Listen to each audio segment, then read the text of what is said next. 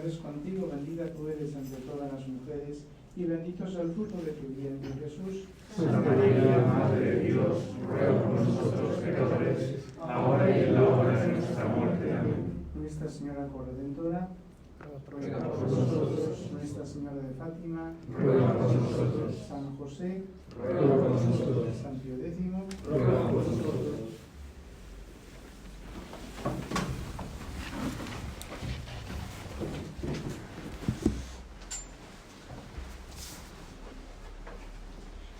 Es verdad que el tema de la corredención de Nuestra Señora hoy en día, pues desgraciadamente nuestro actual Papa lo ha hecho como un tema actual porque él ya van 3 veces que el Santo Padre, digamos, niega que Nuestra Señora sea corredentora. Evidentemente que esta afirmación del Papa pues choca al pueblo fiel, choca pues a los oídos ofensivo, diríamos, de los oídos cristianos, pero muchas veces nosotros tal vez no sabríamos decir por qué esa afirmación choca, es extraña de boca del Papa, ¿no? Entonces, en esta conferencia yo pienso que nosotros tenemos que hacer como 2 cosas para entender por qué está mal esta afirmación del Papa. La primera, hay que definir con conceptos, es decir, hemos primeramente de detallar con precisión qué significa la corredención de María, qué significa el epíteto que se le da a Nuestra Señora de llamarla corredentora, para tener ideas claras al respecto, ¿no? Entonces, definir conceptos, lo primero. Y una vez que hemos definido conceptos, lo que vamos a hacer es contrastar estas afirmaciones novedosas, chocantes, simplemente contrastarlas con la tradición. Siempre la Iglesia, cualquier novedad que ha podido extrañar a los fieles, pues el instinto, por decirlo así, de la Iglesia es contrastarlo con la doctrina que siempre ha enseñado. Y es contrastando con la doctrina perenne de la Iglesia donde uno va viendo si una cosa es buena, aceptable, si supone, por decirlo así, una especie como de progreso en la doctrina, o si es una contradicción con lo que siempre ha enseñado la Iglesia. Estas serían un poquito las 2 partes de la conferencia. Tal vez añada una tercera. Estaba pensando de explicar, bueno, vamos a ver, a medida que vamos explicando, cuáles serían los fundamentos de esta corredención de María. Entonces, primeramente, empecemos por definir conceptos. ¿Qué se entiende por la corredención de María o qué se entiende por María corredentora? Con propiedad. Hace algunos años, me parece que fue el año 96, se habían reunido en Czestochowa eminentes teólogos marianos para discutir, para deliberar si era oportuna la definición de 3 dogmas.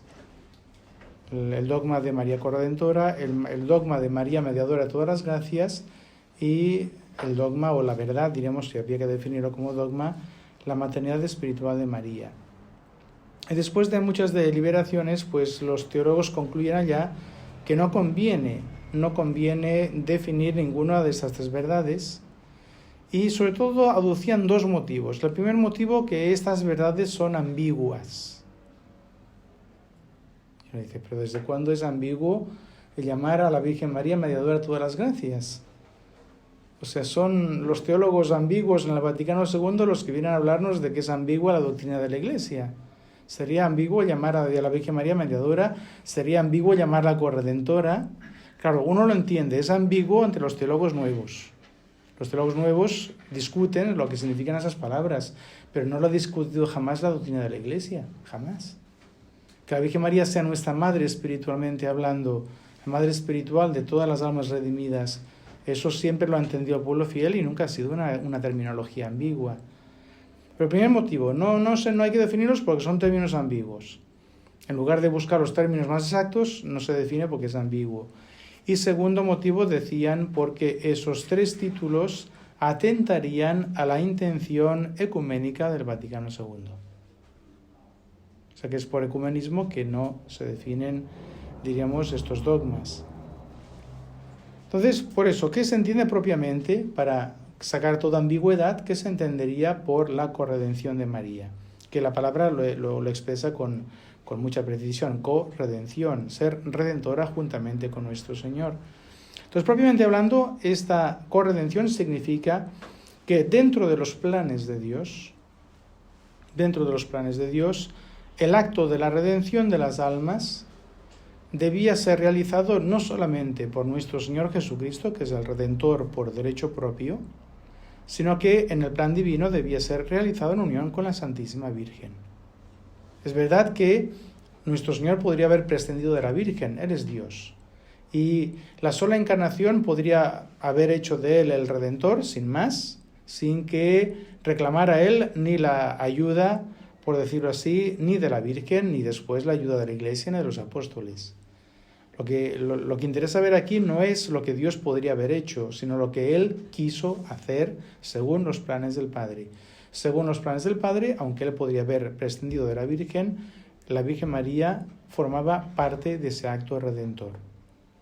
Es decir, que el acto redentor va a tener moralmente pues dos agentes, un doble agente, en un solo acto moral.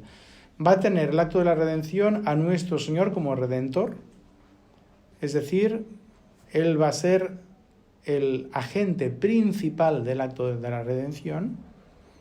Él va a ser redentor por derecho propio. Él va a ser redentor con un mérito que la teología llama de condigno, de estricta justicia, pero dentro de los planes de Dios, la Virgen María también va a intervenir en ese acto. Ese acto no lo hará solamente nuestro Señor, lo hará nuestro Señor en unión con su Madre.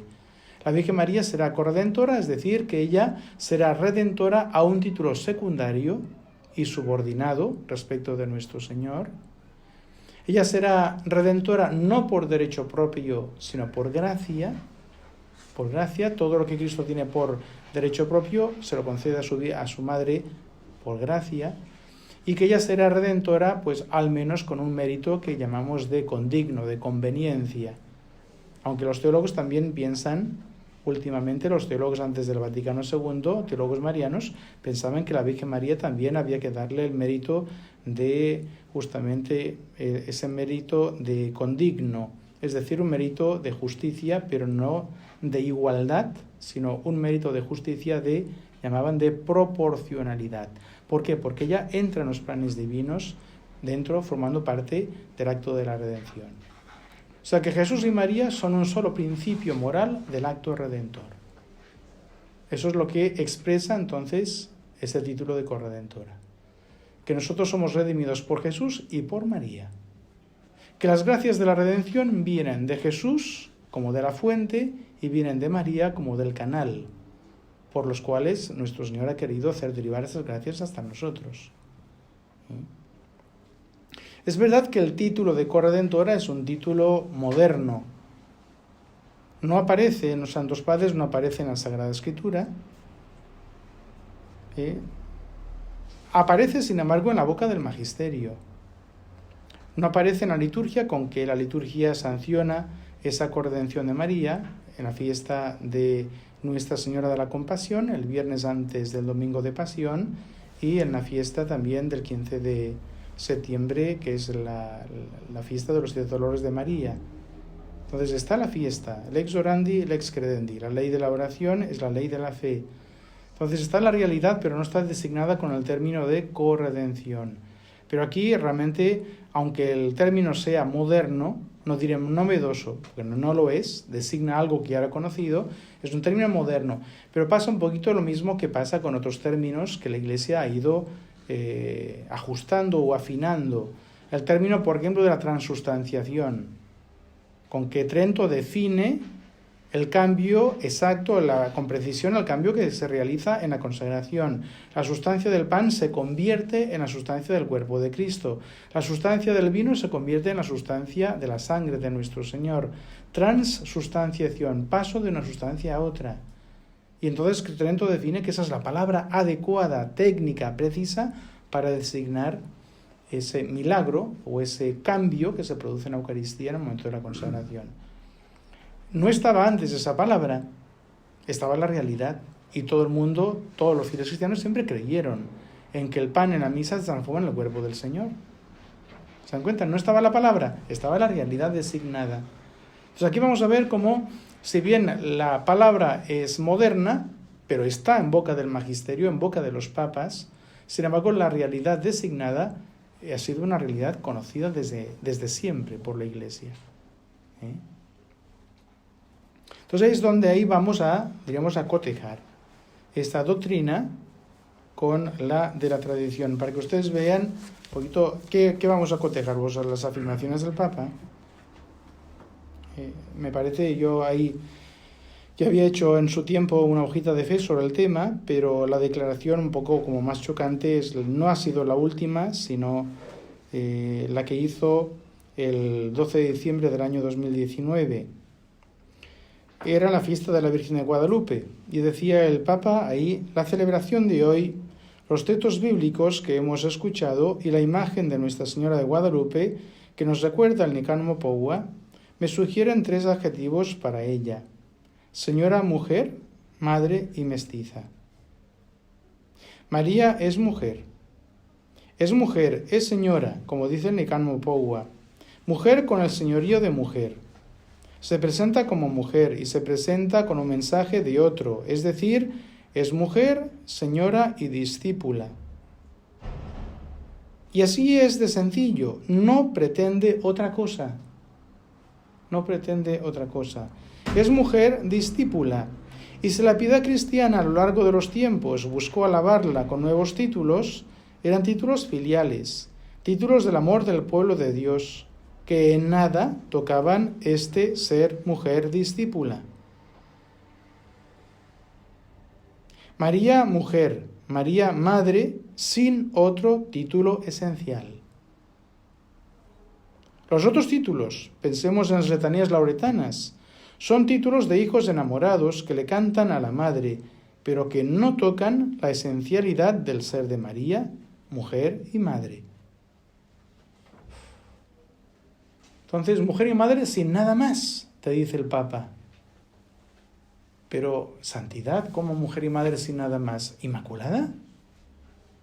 ¿Virgen perpetua? ¿Mediadora? ¿Reina de cielos y tierra? Ah, no, mujer y madre sin nada más. O sea, no solamente está negando la corredención, está negando cualquier otro privilegio que tenga Nuestra Señora. Aquí dice mujer y madre, pero ni siquiera dice que sea madre de Dios, como si fuera una madre cualquiera. Es eso, claro, está hablando el Papa de Nuestra Señora como hablaría un protestante, pero no está hablando de la Virgen como hablaría un católico.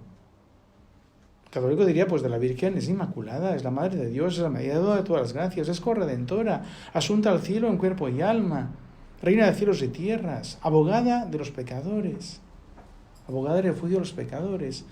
Y en la última declaración, que aquí no está, en que vuelve a insistir en las letanías lauretanas, el Papa precisa de que las letanías lauretanas son, dice, títulos de hijos enamorados, pero títulos en que estos hijos enamorados exageran, le largan a la Virgen piropos exagerados, como si tuviéramos que exagerar al hablar de la Virgen, como si no fuera verdad el de María nunquam satis. De María nunca se dirá lo bastante la grandeza, los privilegios de Nuestra Señora, que es el criterio que siempre ha seguido la Iglesia, que han seguido los santos. De María nunquam satis. No son títulos exagerados. Queremos tanto a la Virgen que exageramos los piropos que le lanzamos. Luego, todas las prerrogativas que enuncian las letanías, pues no son prerrogativas reales, por decirlo así, son hipérboles filiales, cariñosas. ¿Sí? Uno se pregunta, la Virgen es madre, es nuestra madre, y ¿santidad no será una hipérbole? ¿El llamarla madre? ¿No será otra hipérbole de hijo cariñoso que exagera? Vamos a ver que si la Virgen María no es corredentora, no es madre. Decir es madre, pero no es corredentora. Pero entonces, ¿en qué apoyas tú la maternidad de la Virgen? Justamente esa maternidad se apoya en la corredención. Es nuestra madre porque nos redimió, porque nos devolvió la vida a la gracia. Y si no, no es madre. Bueno, entonces es esta doctrina novedosa la que debemos de contrastar. A ver, ¿qué dice la tradición? ¿Qué dice la Sagrada Escritura? ¿Qué dicen los padres de la Iglesia? ¿Qué dice el magisterio? Porque ahí es donde tenemos la tradición, Sagrada Escritura, padres y magisterio. Ya por de pronto, pues hemos de saber que en la Sagrada Escritura, además del sentido literal, en el cual no vamos a encontrar la palabra corredentora, tenemos el sentido típico. O sea, la Sagrada Escritura es dogma de fe que tiene dos sentidos. El sentido literal, lo que las palabras suenan, y el sentido típico, es decir, aquel sentido con el cual Dios ha designado realidades, no a través de la letra de la Sagrada Escritura, sino a través de las realidades significadas por la letra. La sabiduría de Dios, la providencia de Dios ha hecho que personajes, acontecimientos, objetos, fueran figura de las realidades futuras. Todo el Antiguo Testamento es un testamento figurativo. Presenta al Mesías, se presenta a la Iglesia, presenta la obra redentora bajo forma de figuras. Pero figuras que son verdadero sentido bíblico. Así, por ejemplo, el Cordero Pascual es figura del sacrificio de nuestro Señor, que es inmolado al mismo tiempo que es comido. Y por eso Dios lo pone en el Antiguo Testamento como un sacrificio perpetuo, que hay que celebrar cada año. ¿Por qué? Porque es figura de la obra redentora. En Moisés es figura de Cristo, que con el bastón abre las aguas del Mar Rojo, es la cruz. Las aguas del Mar Rojo figura el bautismo, entramos en ellas, quedan ahí ahogados todos los pecados, todos los soldados de Faraón, que es figura del demonio, y de ahí pues nuestro Señor nos lleva, diríamos, al desierto, donde nos da el maná, la Eucaristía, el agua de la peña, que es la gracia. Ahí nos rebelamos contra Dios y Dios nos tiene que castigar 40 años, nuestras rebeldías, pero finalmente Él nos introduce en la tierra prometida. Una figura hermosísima de la obra de la redención, pero todo Dios lo entregaba en figuras. Entonces, yendo directamente al tema de la corredentora, pues la gran figura que han visto todos los padres de la Iglesia y que está en la Sagrada Escritura es la gran figura de Adán y Eva. Adán y Eva. Cuando Dios crea a Adán, no crea a Adán. O está haciendo un esbozo de una obra más perfecta. Está haciendo el carboncillo de una pintura que será su obra maestra. Y cuando crea a Eva, no está creando a Eva. Está haciendo un carboncillo de una obra mucho más preciosa que realizará más tarde. Ahora yo voy haciendo esbozos. Y te voy presentando los esbozos. Y entonces Dios crea a Adán, y cuando ha creado a Adán, sabemos por la Sagrada Escritura que Adán es figura de Cristo, porque San Pablo dirá que Cristo es el nuevo Adán. Adán por el pecado decae de su dignidad y es reemplazado por otro Adán. Adán significa hombre, ecce homo, dirá Pilatos de nuestro Señor. Aquí tenéis al hombre, aquí tenéis al nuevo Adán. Cristo es el nuevo Adán. Entonces, claro, cuando Dios crea a Adán está pensando en su verbo, en su Hijo encarnado. Entonces, ¿y qué dice nuestro Señor al crear a Adán? Pues no es bueno que el hombre esté solo. No es bueno que el hombre esté solo, es decir, no es bueno que el hombre haga solo la obra que yo le encomiendo. Hagámosle una ayuda semejante a él. Hagámosle una ayuda semejante a él. Y de hecho, pues la Virgen María se define como la ayuda semejante a Cristo. Es decir, no conviene que el hombre con mayúscula esté solo. Hagámosle una ayuda con mayúscula, pero una ayuda que sea semejante a Él. ¿Por qué? Porque debe estarle proporcionada, porque debe realizar con Él una sola y misma obra. Y no podría la Virgen María realizar esa obra en unión con Cristo si no le estuviese debidamente proporcionada. Es más, de esta mujer se dice que ella debe aplastar la cabeza de la serpiente. Pondré enemistades entre ti, serpiente, y la mujer, entre tu descendencia y la de ella. La descendencia de la mujer es Cristo, es el Mesías. Ella te aplastará la cabeza y tú le morderás el talón. Está en la Sagrada Escritura eso. Entonces la Virgen María debe aplastar la cabeza de la serpiente. Ella, es verdad que el texto hebreo dice ipse, dice él, la descendencia, que es masculino en hebreo. San Jerónimo tradujo ipsa de manera voluntaria porque él dijo: yo quiero recoger en mi traducción el sentir de toda la tradición cristiana, que vincula la mujer a la descendencia en esa lucha contra el demonio. Es una lucha entre el demonio y su descendencia y entre la mujer y su descendencia. Entonces el demonio, así como luchará en sus descendientes, en los impíos, la mujer luchará también con su descendencia. Los dos van a formar un solo principio de la derrota del demonio. Y esa derrota del demonio tiene lugar en el Calvario. Es decir, esa derrota del demonio es la obra redentora. Ipsa conteret. Ella te aplastará la cabeza y tú le morderás el talón. Es la imagen de nuestro Señor y de la Virgen en el Calvario. Ahí están los dos pisando la cabeza de la serpiente, y esa cabeza de la serpiente que se siente aplastada está mordiendo el talón que lo aplasta. Está dando muerte a la humanidad de Jesús, que es ese talón. Está clavando una espada de dolor en el corazón de María. Sí, les muerde el talón, pero les muerde el talón en el momento mismo de ser aplastada la cabeza, de ser derrotado, de redimirse el género humano. Ahí tenemos la realidad, bajo una figura que todos los padres de la Iglesia han visto. Por eso Pío XII declaraba que uno de los grandes principios de la Mariología, que debe tenerse en cuenta, ya lo había recordado el Catecismo de Trento, es que María es nueva Eva.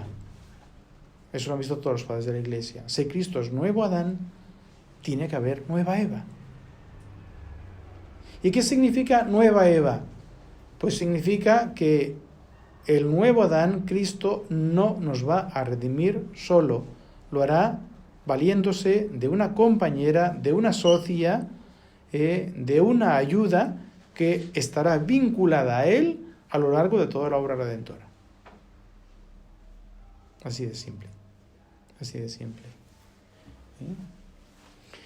Va a ser justamente nuestro Señor,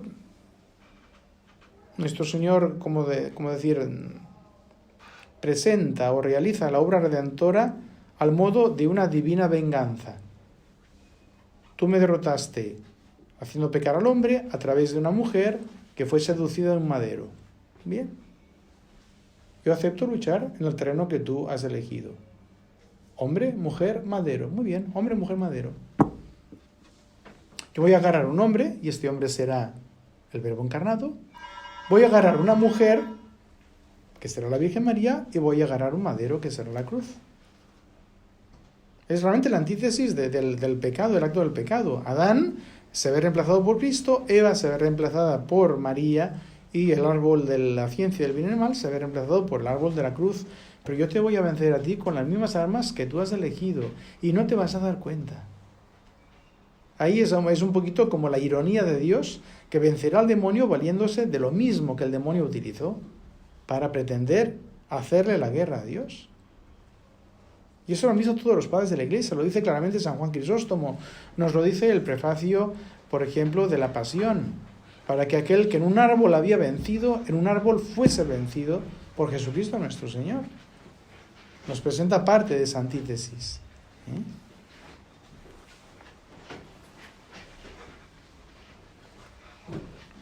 Y entonces ahí este argumento lo explica muy bien el padre Poiret, que es un jesuita, que en 1640 redacta una obra monumental donde en 3 libros, la corona de excelencia, corona de poder y corona de bondad, pues va adjudicando en cada corona 12 privilegios de María.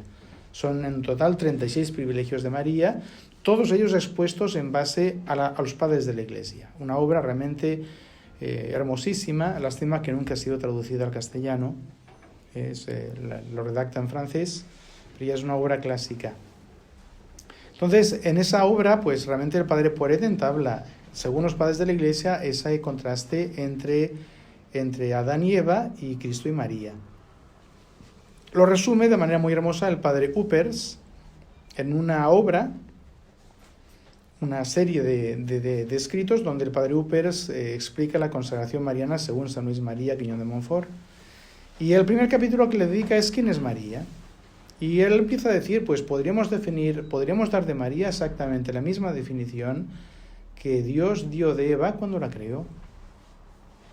Hagámosle al hombre, no es bueno que el hombre esté solo, es decir, no es según mis planes que el hombre quede solo, hagámosle una ayuda. Una ayuda ya es una referencia a una obra a realizar, hagámosle una ayuda semejante a él. Y entonces la Virgen María dirá al padre Uppers, es eso, es una ayuda. Debe colaborar con Cristo. y debe colaborar con Cristo en toda la obra que el Padre le encomienda, porque esa obra no debe hacerla el hombre, con mayúscula, no debe hacerla solo. Entonces dirá, claro, para ser ayuda, primeramente tiene que serle semejante. Primeramente Dios tiene que dotarla de un ser semejante. ¿Por qué? Porque vemos que así ha hecho Dios las cosas. Dios da modos de acción en función de la naturaleza de cada cosa. Para que un árbol produzca manzanas, lo primero que hace Dios es darle a esa semilla un ser manzanesco. Entonces, como tiene un ser de manzana, producirá manzanas. Yo quiero que este animal obre como un perro, pues te voy a dar un ser perruno. Lo que dicen en la filosofía, el obrar sigue al ser. Uno obra según es. Si soy perro, obraré como perro. Si soy gato, obraré como gato. Si soy manzano, obraré haciendo manzanas. Entonces, si la Virgen María tiene que obrar en unión con Cristo, primeramente debe tenerle un ser semejante. Primeramente debe ser semejante a Cristo, para poder obrar de manera proporcionada a Cristo. Cuando Dios creó a Eva pasó eso. O sea, Dios le lleva todos los animales a Adán. ¿Para qué? Para que Adán se dé cuenta que no hay ningún animal, ningún otro ser creado le es proporcionado. Con ningún otro ser puede él llevar una vida humana. Entonces, bueno, le da esa nostalgia, y cuando ya le ha dado esa nostalgia de sentirse solo, entonces Dios le infunde el sueño, y de ese sueño saca entonces costillas, saca huesos, saca carne. Esta es carne de mi carne, hueso de mis huesos. Y a partir de esa carne y de ese hueso sacado del costado de Cristo, pues Dios crea el cuerpo de Eva. Pero Eva le es proporcionada. Eva ya es un ser humano. Eva ya puede entablar conversación con Adán. Ya puede, diríamos, compartir con él intereses, familia, hijos. Hay una proporción entre Adán y Eva. Tenía que haber una proporción entre Cristo y María. Para que esa proporción se dé, primeramente Dios tiene que tener un ser semejante al de Cristo. Entonces el padre Húperes empieza a decir, a ver, ¿en qué le es semejante María a Cristo? ¿Dónde se establece esta semejanza? 3 grandes privilegios que hacen que el ser de María es un ser proporcionado al de Cristo. Primer privilegio, dice, la Virgen María será inmaculada. Igual que Cristo, la Virgen María puede decir, ¿quién de vosotros me rehuirá de pecado? La Virgen María no tiene ni pecado mortal, ni pecado venial, ni pecado original, ni siquiera tendencia al pecado, no tiene nada. Era necesario para poder obrar con el que es la perfecta santidad. Para poder, digamos la palabra, para poder redimir. Porque la redención es esencialmente un acto mediador, una intercesión entre el hombre y Dios. El intercesor debe representar a las dos partes, debe representar a la humanidad y debe representar a Dios para ser un digno intercesor. Si yo tengo pecado ya no puedo representar a Dios. Dios me rechaza, tú eres del bando enemigo. El mediador tiene que ser necesariamente representante de la raza humana, y Cristo lo es porque es hombre, pero tiene que ser sin pecado, para poder también representar el lado de Dios. O sea que la redención reclama que el Redentor no tenga pecado. La Virgen María va a quedar asociada en esa obra. Lo primero que se le reclama es que no tenga pecado, para que pueda ser esa mediadora. Y la Virgen María es inmaculada. Semejanza, no diríamos igualdad, ni mucho menos, pero semejanza, proporción con Cristo. Segundo privilegio que recibe la Virgen María, puesto que está vacía de pecado, está llena de gracia. Es decir, que la Virgen María no tiene una gracia equivalente a la que tenía Adán. No, tiene una gracia mucho más elevada, de otro orden. Vamos a ver por qué. De otro orden. Pero la Virgen María, la gracia de ella es tan plena que ella no puede utilizar mal su libertad. Y nunca dirá que no a Dios. Pero no hay que pensar que eso es porque Dios le bloquea la capacidad de utilizar su libertad. No, su libertad es tan sana, su libertad es tan entera que no puede pecar. Como diríamos, una persona es tan sana, tiene tanta salud que no se puede enfermar, que nunca se enferma. Entonces, la Virgen María tiene la gracia en plenitud. Eso la proporciona a Cristo. Y en tercer lugar, pues la Virgen María tiene todas las virtudes en grado heroico. Todas las virtudes. Gracia plena significa plenitud de virtudes y de dones. La Virgen María siempre obró bajo la moción de los dones del Espíritu Santo. Siempre.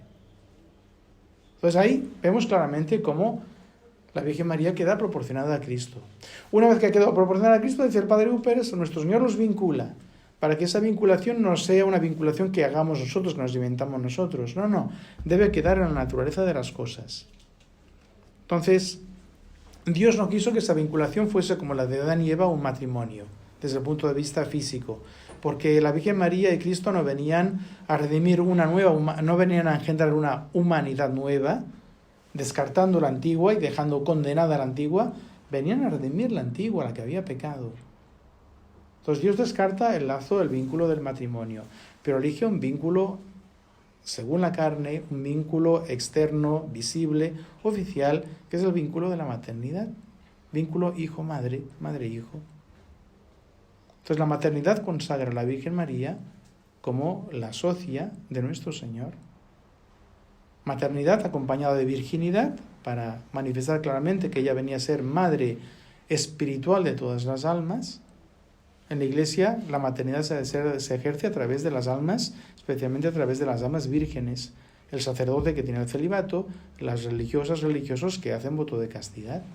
Son las almas con que la Iglesia se hace fecunda en redención, en salvación de las almas. Y después Dios quiere unir a la Virgen María, unirla a Cristo a título de esposa. Como tienen la gracia en grado pleno, ella es la esposa de Cristo. Pero espiritualmente, físicamente es la madre de Cristo, espiritualmente es la esposa de Cristo. La plenamente esposa. Y en eso es realmente la nueva Eva. Una vez que ya el ser de la Virgen María ha sido dotado con estos privilegios y ha sido vinculado a nuestro Señor, ahí ya puede empezar entonces toda la parte de ayuda. ¿Ayuda en qué? ¿En qué ayudará la Virgen María a nuestro Señor? Pues lo primero en que le ayudará es en la obra redentora, que es la que Él viene a hacer. Y es ahí donde vemos claramente a la Virgen María al pie de la cruz, no por una actitud sentimental, sino por una razón teológica, que también vemos en los Evangelios. En los Evangelios vemos claramente cómo nuestro Señor designa a su madre en dos momentos con el nombre de mujer. En Caná y en el Calvario. Mujer, ¿qué nos va a ti y a mí? Parece que es una especie de salida de nuestro Señor un poco como indecorosa para la Virgen. No. El término señora, entre los hebreos, igual que entre nosotros, es un título de respeto. Señora, mujer. Como nosotros decir señora. Señora tal, señora cual. Sí, señor, sí, señora. Es respetuoso. Entonces, mujer no es una palabra irrespetuosa. Nuestro Señor, ¿qué quiere señalar? Está comenzando en Caná la obra, la misión, su vida pública. Y está diciendo, yo esta misión no la empiezo solo. Mujer. Mujer con mayúscula. La mujer del Génesis. Ella te aplastará la cabeza. Pondré amistades entre ti y la mujer. Mujer, ¿qué nos va a ti y a mí?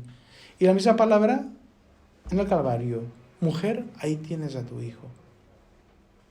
Mujer al comienzo, mujer al final, para decir toda mi vida pública, yo la hago acompañado de la que es mi socia, de la que es mi colaboradora, que es mi madre. Entonces, la Virgen María está ahí redimiéndonos. Bueno, la Virgen María está al pie del Calvario. San Luis María nos lo dice claramente. ¿Por qué la Virgen María está al pie del Calvario? Porque debía estar ahí para dar su fiat a la inmolación de Cristo. Igual dice que Abraham el Dios Padre solicitó el consentimiento de Abraham para la inmolación de Isaac. Y entonces ahí San Luis María le aplica a la Virgen María esa figura bíblica de Abraham. De hecho, Nuestra Señora no perdonó a su Hijo único, sino que lo entregó por nosotros. Igual que Abraham. Por haber hecho esto, por no haber perdonado a tu Hijo único. La Virgen María está al pie de la cruz para dar su consentimiento a la inmolación de Jesús. ¿Por qué dar su consentimiento? Porque ella es sacrificadora secundaria. Cristo es el sacerdote principal. La Virgen María es la sacrificadora secundaria. Y tiene que dar el consentimiento, y Cristo no se habría inmolado nunca sin el consentimiento de su madre. Como nunca se habría encarnado sin el consentimiento de su madre, de María, que el ángel le viene a pedir. Entonces la Virgen María es sacrificadora secundaria y la Virgen María es víctima secundaria. La víctima principal es Cristo. La Virgen María es también víctima. Una espada de dolor atravesará tu alma, se lo dijo Simeón. Ahí Simeón le está diciendo, y está en la Sagrada Escritura, la parte que a ella le toca, le compete en la obra redentora. Ella también redimirá a través del dolor, como Cristo a través de la pasión. Una espada atravesará tu alma, una espada de dolor. Entonces la Virgen María es víctima secundaria, sacrificadora secundaria y víctima secundaria. Y de esta manera la Virgen María está al pie de la cruz, pues realizando en unión con Cristo la redención de las almas. Y por eso también es significativo, Stabat Mater. Al pie de la cruz la Virgen María está de pie. Y la famosa pregunta, ¿quién está de pie en el momento del sacrificio? Todos estamos de rodillas cuando se hace la consagración. El único que está de pie es el sacerdote. La Virgen María está de pie, no está desmayada, está de pie. Porque está en esa actitud de inmolar a su Hijo. Inmolarlo por nosotros, inmolarlo por nuestra salvación, inmolarlo para que expiara el pecado y darnos la gracia. Y por eso en ese momento nuestro Señor la declara madre. Mujer, ahí tienes a tu hijo. Y le dice a Juan, ahí tienes a tu madre.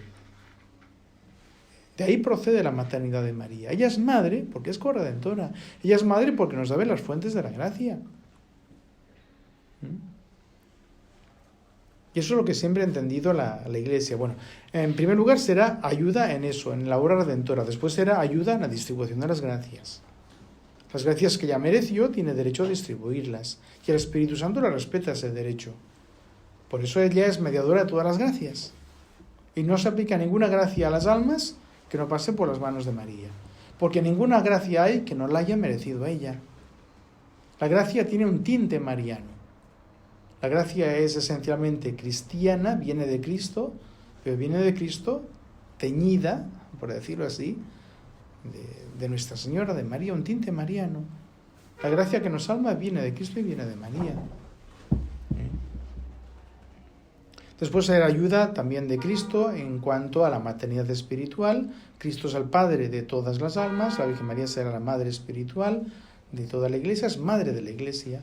Por eso en Pentecostés vemos claramente que el Espíritu Santo vuelve a bajar sobre Nuestra Señora.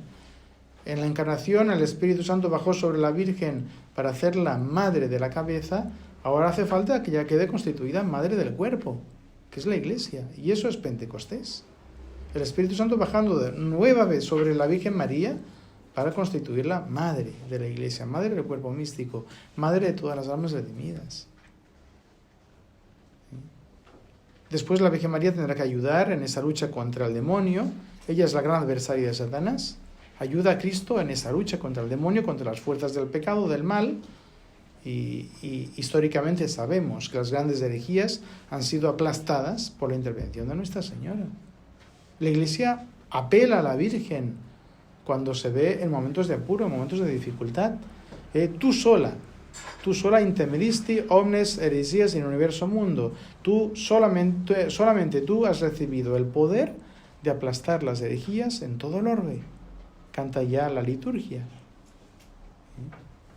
Y así podríamos ir repasando todas las ayudas de la obra redentora y veríamos que la Virgen María siempre está junto a Cristo. Está junto a Cristo en la realeza. Cristo no reina solo. Está el rey, está la reina. Es realmente esa unión lo que siempre ha profesado la Iglesia. Y también fíjense que esa unión ya viene como señalada en la liturgia romana, la liturgia de la Iglesia. Esa liturgia que vemos claramente que nos lleva a ensalzar en la Virgen María los mismos privilegios que se ensalzan en Cristo. O sea, lex orandi y lex credendi. En eso hemos de saber leer lo que nos da la liturgia, lo que nos da nuestra Santa Madre Iglesia. Yo tengo litúrgicamente la fiesta de la Concepción de Nuestro Señor, el 25 de marzo. Entonces, concebido en el seno de María Santísima. Tengo la fiesta de la Inmaculada Concepción de María, 8 de diciembre. Tengo la fiesta del nacimiento de Jesús, 25 de diciembre. Tengo la fiesta del nacimiento de María, 8 de septiembre. Santo nombre de Jesús, Santo nombre de María, 12 de septiembre. Presentación de Jesús, presentación de María. Sagrado Corazón de Jesús, Corazón Inmaculado de María. Cristo Rey, María Reina, 31 de mayo. Pasión de Cristo, la Semana Santa, Compasión de María. Ascensión del Señor, Asunción de María. ¿Qué me está diciendo ahí la Iglesia? Me está diciendo, es imposible separar a Jesús de María. Es imposible. Porque Dios los ha unido en el plan redentor. Y eso es lo que nosotros queremos designar con el término corredentora. Eso es lo que designó siempre la Iglesia. Eso es lo que designó siempre designaron los padres de la Iglesia. Que nuestro Señor no obra solo. Él no quiere obrar solo. La encarnación la quiere obrar con el consentimiento de María. La redención quiere obrarla con la colaboración efectiva de María. La distribución de las gracias quiere hacerlo, pues distribuyendo la madre las cosas que hacen falta a los hijos. De mediadora de todas las gracias. O sea, es únicamente un aspecto de esa ayuda. Negar la corredención es negar todas las demás ayudas, es negar su mediación, es en cierto modo negar su maternidad. Porque yo diría, bueno, primeramente vamos a ver los testimonios de los papas, para que ustedes vean cómo esto siempre ha sido afirmado en la Iglesia.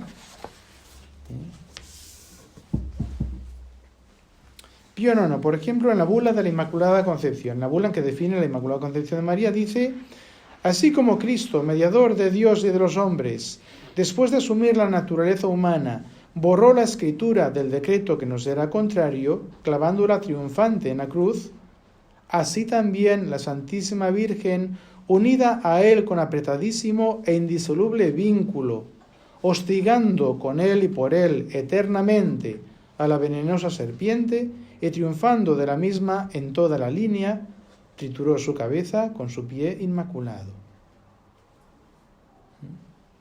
La Santísima Virgen, unida a Cristo con apretadísimo e indisoluble vínculo, aplasta la cabeza de la serpiente en unión con Cristo. Bueno, eso es la corredención. León XIII, que en sus encíclicas, especialmente del Rosario, pues habló mucho de Nuestra Señora, dice en 3 textos, la encíclica, por ejemplo, Supremi Apostolatus Officio, del año 1883, dice: la Virgen María, libre de la mancha original, elegida para ser la Madre de Dios, y por este hecho asociada a Él en la obra de salvación de la raza humana, goza ante su Hijo de un favor y poder tal que no han podido ni podrán igualarlo ni la naturaleza humana ni la angélica. Asociada a Él en la obra de salvación de la raza humana. Me está diciendo el Magisterio. Dice también en otra encíclica, Iucunda Semper, del año 84, el año siguiente, 1884, dice: junto a la cruz de Jesús estaba María, su madre, quien con inmensa caridad se movió a recibirnos como hijos, ofreciendo para ello voluntariamente a su Hijo a la justicia divina, y muriendo con Él en su corazón, atravesado por una espada de dolor. Y después, 1895, encíclica Adiutricem Populi. Desde allí dice: según los designios de Dios, siempre lo mismo, según el plan divino, hemos de mirar el plan divino. Según los designios de Dios, ella comenzó a velar por la Iglesia, para ayudarnos y protegernos como madre, de modo que, después de haber sido la cooperadora de la redención humana, ella también se convirtió, por el poder casi inmenso que le fue otorgado, en la dispensadora de la gracia que fluye de esta redención para siempre. Hasta que el Papa León XIII afirma las dos, la corredención y la mediación, la dispensación de la gracia que fluye de la redención para siempre. San Pío X, en la encíclica Adiem Illum, es una encíclica que él, para conmemorar los 50 años de la definición del dogma de la Inmaculada, es 1904, pues en esa encíclica explica los 3 grandes privilegios de la Virgen: su maternidad espiritual, su mediación y su corredención. Ya está, esas doctrinas están en el magisterio de la Iglesia. Y en particular dice, refiriéndose a la corredención de María, dice: la consecuencia de esta comunidad de sentimientos y de sufrimientos entre María y Jesús es que María merecía legítimamente convertirse en la reparadora de la humanidad caída. Bueno, son otras palabras de decir lo mismo: reparadora de la humanidad caída. Que digas redentora, reparadora, está diciendo lo mismo. Y por lo tanto, en la dispensadora de todos los tesoros que Jesús adquirió para nosotros por su muerte y por su sangre. Benedicto XV, carta intersodalicia. Al quedar asociada a la pasión y muerte de su Hijo, ella sufrió como si ella misma muriera, para apaciguar la justicia divina, y sacrificó a su Hijo tanto como pudo, para que con razón se diga que juntamente con él redimió a la raza humana. Ahí el verbo utilizado es redimir. Juntamente con él redimió a la raza humana. ¿Qué significa corredentora? Pues lo que aquí está diciendo el Papa Benedicto XV: juntamente con él redimió a la raza humana. Y por esta razón todas las gracias que obtenemos del tesoro de la redención nos llegan, por así decir, de las manos de la dolorosa Virgen. Y finalmente es Pío XI el que pone la guinda, diríamos, al pastel, ya dándole a la Virgen María el nombre de corredentora. En su epístola Explorata Res, del año 1923.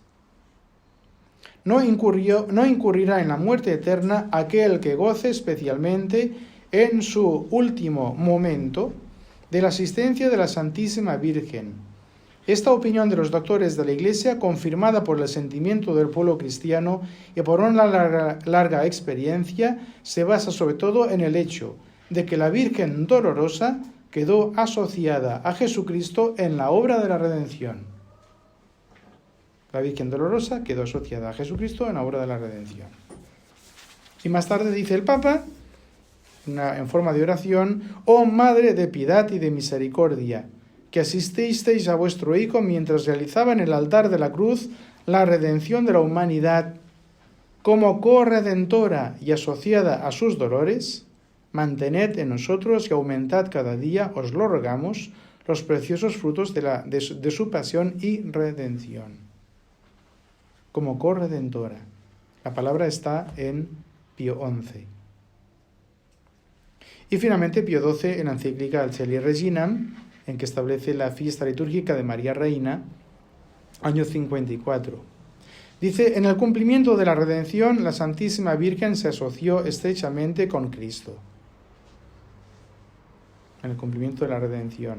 De hecho, así como Cristo, por habernos redimido, es nuestro Señor y nuestro Rey, a un título especial, así también la Santísima Virgen es nuestra Reina y Redentora, por la forma única en que ella contribuyó a nuestra redención. Texto fuerte, porque ya ni siquiera la llama corredentora, la llama redentora. Ella es nuestra Reina y Redentora. Es decir, la palabra corredentora tiene toda la fuerza de redención. Ella nos redime, pero lo hace en dependencia de nuestro Señor. Corredentora.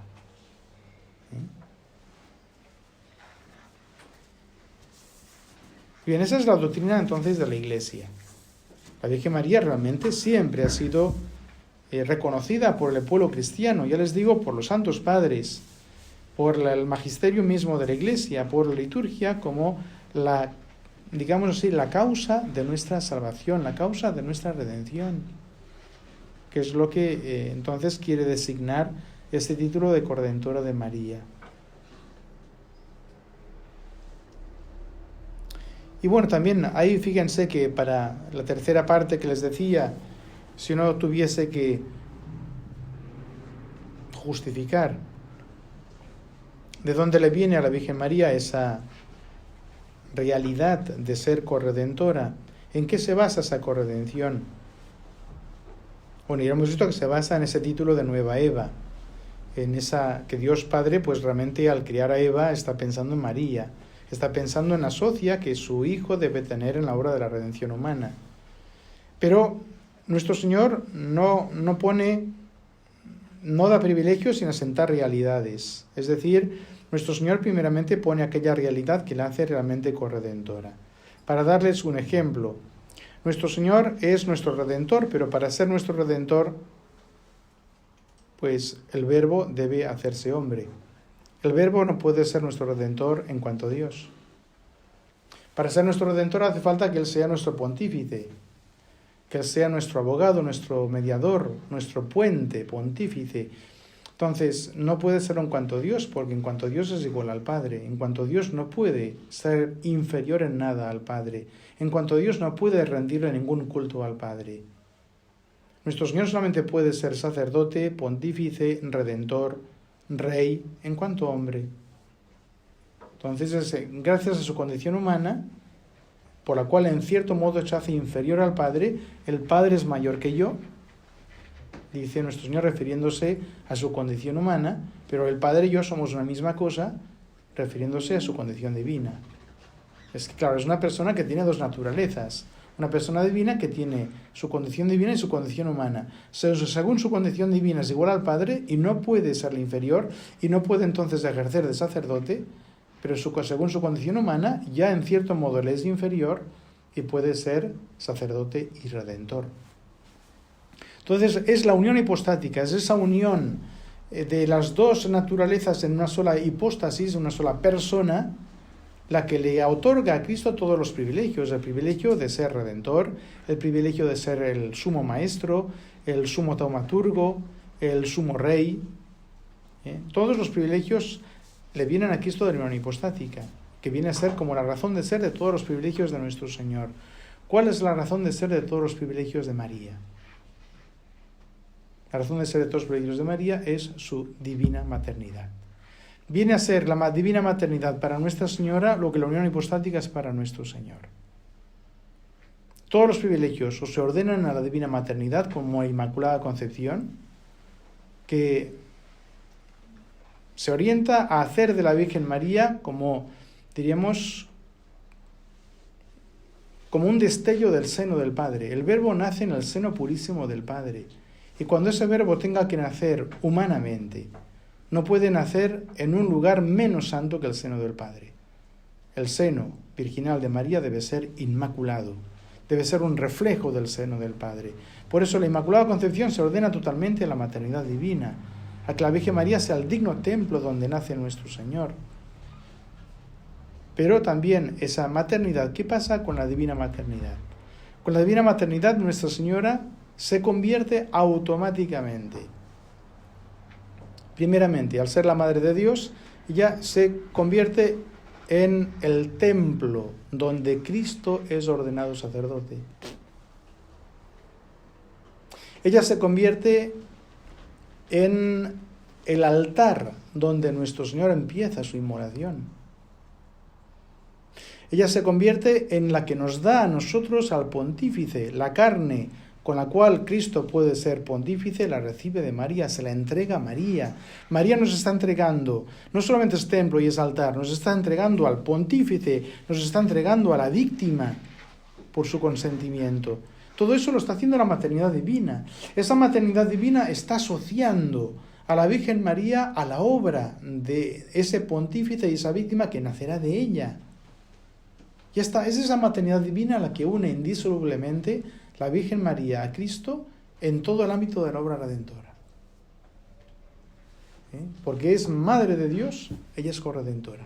La maternidad divina tiene que poder explicar la corredención. La corredención no es más que una consecuencia de esa maternidad divina. ¿Por qué es corredentora? Porque es la Madre de Dios. Porque esa maternidad, diríamos en los planes divinos, tiene como finalidad el vincular totalmente y para siempre a la Virgen María con nuestro Señor. De manera, dirá San Luis María, que antes separaríamos la luz del fuego que a María de Jesús. son inseparables. Lo que Dios ha unido no lo separa el hombre. Entonces esa maternidad divina la que la hace corredentora. Y es esa maternidad divina también la que la hace Madre Nuestra. Fíjense, la Virgen María es Madre Nuestra, que siempre lo ha dicho también la tradición cristiana, y siempre se ha invocado a la Virgen María como Madre, siempre, y eso el Papa mismo lo reconoce, la Virgen María es Madre. Sí, la Virgen María no solamente es Madre, o sea, es Madre de Dios, y es nuestra Madre. No es únicamente el ser madre como cualquier mujer. Tiene una maternidad que no tiene cualquier mujer, que es la maternidad divina. Y tiene una maternidad que no tiene ninguna otra mujer, que es la maternidad sobre todas las almas redimidas. No es únicamente ser madre sin más. Ella es la madre de todos los vivientes. Porque eso es la nueva Eva. Justamente Adán da a su esposa el nombre de Eva, Java, que significa vida, porque ella será la madre de todos los vivientes. Esa es la función de la Virgen. Es la mujer con mayúscula, su función es ser la madre con mayúscula, la madre de la cabeza y la madre de los miembros. Es la madre de todos los vivientes. La madre del viviente, que es Dios, y la madre de los vivientes de la vida de la gracia, que somos las almas redimidas. La madre de todos los vivientes. ¿Sí? Entonces, digamos, esa maternidad tiene 3 etapas. La primera etapa es la encarnación. En la encarnación la Virgen María nos concibe, porque en la encarnación la Virgen María concibe a Cristo a título de Redentor. Y lo explica muy bien San Pío X. Cristo no lo concibe la Virgen María a título de persona individual, lo concibe a título de Redentor, es decir, a título de cabeza de la Iglesia. Ahora bien, una madre no puede concebir la cabeza sin el cuerpo. La Virgen María nos concibe misteriosamente en la encarnación. Ahí comienza la maternidad de la Virgen María sobre nosotros. Esa maternidad ahí comenzada es concluida en el acto del Calvario. En el Calvario ella adquiere derechos maternos sobre toda la humanidad. Son los dolores del Calvario, los dolores de parto, por decirlo así, de la Virgen María respecto de nosotros. Ahí nos engendra ella la vida de la gracia. Ahí ella adquiere derechos maternos sobre todos los hombres. Y la tercera etapa es la distribución de las gracias, los sacramentos. Ahí ella se convierte, de hecho, en madre de todos aquellos que reciben la vida de la gracia. Un alma tiene la gracia, es hija de María. Un alma pierde la gracia, deja de ser hija de María, hasta que recupere la gracia. La gracia pone esa realidad. Somos hijos de María. Entonces, la Virgen María, ¿por qué es madre? Es madre por la encarnación, es madre por la corredención, es madre por la mediación de todas las gracias. Si la Virgen María es madre pero no es corredentora, como afirma el Papa, pues ahí la pregunta que les hacía al principio. Entonces, si no es corredentora, ¿dónde se funda su maternidad? ¿Cómo puede ser madre si no es corredentora? Si es la corredención la que establece su maternidad espiritual, ecce mater tua. Entonces, si la corredención es una exageración, un piropo exagerado de los hijos de Dios hacia la Virgen, pues también es una exageración nuestra el llamarla madre. No lo es realmente. Es que negar hay un privilegio de la Virgen es negarlos todos, porque todos están conexos. Todos proceden del mismo principio que es la maternidad divina.